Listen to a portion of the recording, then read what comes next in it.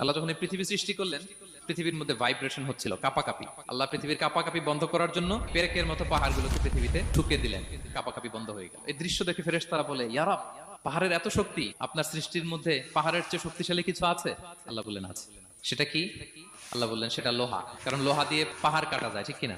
লোহার কথা শুনে ফেরেশতারা অবাক। ফেরেশতারা প্রশ্ন, তাহলে আপনার সৃষ্টির মধ্যে লোহার চেয়ে শক্তিশালী কিছু আছে? আল্লাহ বললেন আছে। কি সেটা? আন্নার, আগুন। কারণ আগুন লোহাকে কি করে? গলিয়ে ফেলে। ফেরেশতারা শুধু অবাকই হচ্ছে।